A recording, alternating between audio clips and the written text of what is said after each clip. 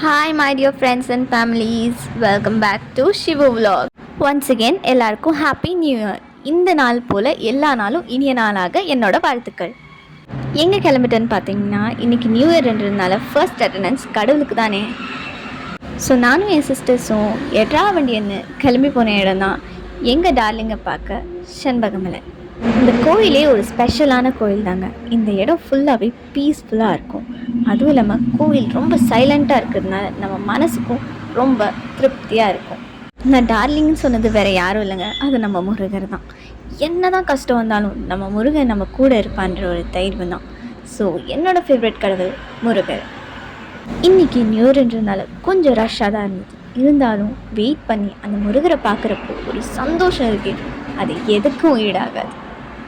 சாமியை பார்த்துட்டு அப்படியே மெதுவாக கோயிலை சுற்றி வந்து 4-5 ஃபோட்டோஸும் எடுத்து நமக்கு தேவையான வீடியோஸும் எடுத்து அப்படியே கீழே வந்தோம்னா இங்கே அழகான ஒரு குட்டி முருகர் இருப்பார். அவரை பார்க்கவே அவ்வளோ அழகாக இருப்பார். அப்படியே கோயில் பிரசாதத்தை சாப்பிட்டு நாங்களும் வீட்டுக்கு கிளம்பிட்டோம். நியூ இயர் ஸோ எங்கேயாச்சும் வெளியே போகலான்னு பிளான் போட்டால் எங்கள் வீட்லையா எப்போ பார்த்தாலும் கோயில் தாங்க கூப்பிட்டு போகிறாங்க. எங்கள் நியூ இயர் டேவை ஒரு பக்திமயமான டேவாக மாற்றிட்டாங்க. ஸோ அப்படி நாங்கள் போன இடம் தாங்க கோபிச்செட்டிப்பாளையத்தில் இருக்க பவளமலை. இதுவும் முருகன் கோயில் தான். அண்ட் இது ஒரு ஷூட்டிங் ஸ்பாட்டும் கூட. எங்கள் எம்டன் சொன்னார் இங்கே நிறைய ஷூட்டிங் எடுத்திருக்காங்கன்னு. கோயிலுமே சிம்பிளாக இருந்தாலும் சூப்பராக இருந்துச்சுங்க. அப்படியே கோயிலை சுற்றி சுற்றி ஒரு 4 ஃபோட்டோ எடுத்து, ஏன்னா ஷூட்டிங் ஸ்பாட் இல்லை ஸோ ஃபோட்டோஸ் இருக்கணும்ல.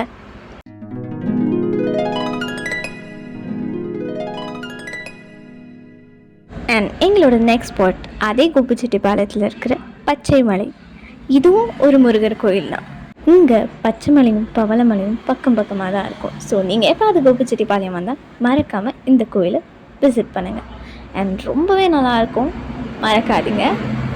நாங்கள் போனப்போ முருகருக்கு தங்க காப்பால் அலங்காரம் பண்ணுங்க. ஸோ தங்கமாகவே அவர் ஜொலிஜொலிப்பாக இருந்தார். இந்த கோயிலோட ஸ்பெஷல் என்னென்னா வெறும் முருகர் மட்டும் இல்லைங்க, இந்த கோயிலில் இன்னும் நிறைய சாமிங்க இருக்குது.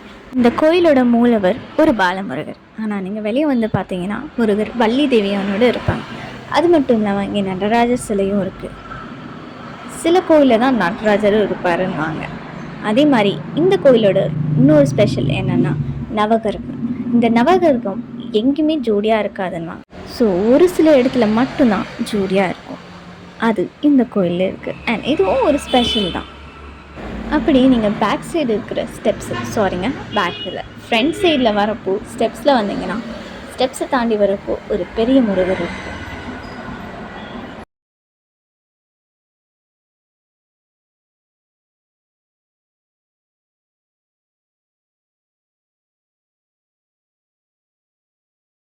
இதுதாங்க ஆக்சுவலாக ஃப்ரண்ட் கூப்பிடும்.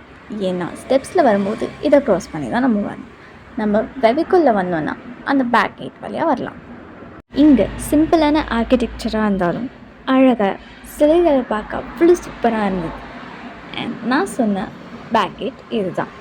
ஸோ எங்களோட நெக்ஸ்ட் ஸ்பாட் எதுன்னு நெக்ஸ்ட் வீடியோவில் பாருங்கள். ஸோ மறக்காமல் லைக், ஷேர் அண்ட் சப்ஸ்கிரைப் பண்ணிடுங்க.